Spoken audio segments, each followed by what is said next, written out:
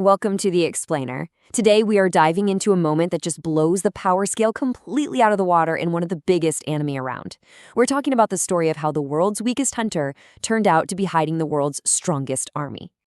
Okay, so this is the mystery that gets the whole thing started, right? You've got Jin-Woo, who everyone knows is an E-rank hunter. I mean, literally the bottom of the barrel. And he just casually walks into an A-rank dungeon. He's not even there to fight. He's just a carrier, basically a porter for the real hunters. So you have to ask, why here and why now? And yeah, everyone is looking at him sideways. The officials, the other guys hired for grunt work. Nobody can figure it out. An E-rank has absolutely no business being in a place like this. So in their minds, it's one of two things. Either this guy has a death wish, or he's hiding something huge. And I mean, just look at this disconnect. It's almost comical. You've got Jin-Woo, our E-rank guy, with a borrowed pickaxe, hired to just carry bags. And then you've got the dungeon itself, an A-rank death trap crawling with an entire army of high orcs. The difference between what he's supposed to be doing and the danger he's in, it's just insane. So, once they get inside, it turns out things are way, way worse than they thought. The A-rank team, they're not just fighting some dumb monsters. Oh no, they're up against this high orc shaman, Kargalgon, who is smart, cocky, and just absurdly powerful. He's not even treating this like a fight. To him, these elite hunters are just toys for his army to break. And things go south fast. The so-called elite team gets completely steamrolled. They're outnumbered, their best magic users are like kids with sparklers compared to this boss, and their captain gets taken down almost right away. They're not just losing, they are about to be wiped off the map. And right when you think, okay, it can't possibly get any worse, it does. The folks outside get a new energy reading from the gate. Turns out it wasn't just an A rank, it was an A+. We're talking practically S-rank level, the kind of thing that can wipe out a city. That team inside? They never even had a chance. So the last defenses are crumbling, everyone's about to die, and who steps up? The E-rank carrier, Jin-Woo. He just calmly strolls over to the captain, who's barely hanging on, and asks this question that is just unbelievable. I mean, the sheer nerve of it is just wow. The captain, with nothing left to lose, gives him the okay.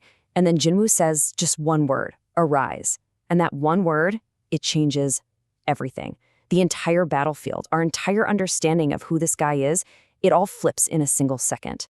And boom, there it is. Jin-Woo's real power. He's not a warrior, not the way we think. He's a necromancer, a shadow monarch. He can literally raise the dead to fight for him as loyal soldiers. Think about that. The more things he kills, the bigger and stronger his army gets. The hunters who are still alive can't even process what they're seeing. The very same orcs that were about to kill them are now clawing their way out of the ground as shadow soldiers, their eyes glowing, completely loyal to the guy they all thought was just there to carry their bags. It's not a human power. The shift in power is immediate, and it is brutal. 1 second, the A-rank team is hopelessly outnumbered. The next, Jin-Woo's shadow army doesn't just match the high orcs, it completely swallows them. The whole numbers game just got flipped upside down. And this isn't just turning the tables, it's a complete 180-degree reversal. What was a desperate, hopeless defense a minute ago is now a completely one-sided beatdown. Jin-Woo didn't just turn the tide, he unleashed a freaking tsunami. The other hunters are just trying to make sense of it all. His power is so off the charts, they're comparing him to one of the strongest S-rank hunters in the entire country. And that just brings up an even bigger question. It's not just who is this guy, it's why on earth would you hide this kind of power by pretending to be a porter? And Jin-Woo's strategy here is just beautiful in how efficient it is. He uses his massive army to basically swarm the orcs, creating a huge distraction. Then he uses his own insane speed to just zip right past the boss's personal guards. He takes down this A+ rank boss all by himself. And then, the ultimate flex, he raises its shadow and adds it to his collection. And he doesn't just add him to the army, he gives this new, incredibly powerful shadow a name, Tusk. And what's really interesting is that Tusk comes with this new rank, Elite Knight. It's a classification Jin-Woo's never even seen before, which tells you he's just unlocked a whole new tier of power for his army. So by the time help finally gets there, it's way too late. But not in the way you'd think. They're not walking into a massacre. They walk in to find the battles already over, and there's just one man standing there, perfectly calm, surrounded by his army of shadows. He won an impossible fight, all by himself, and you can just feel the question hanging in the air, just who or what is that man? The authorities' reaction? It's immediate, and it tells you everything you need to know. They realize this isn't just some strong hunter. This is an unknown, unregistered weapon of mass destruction, basically.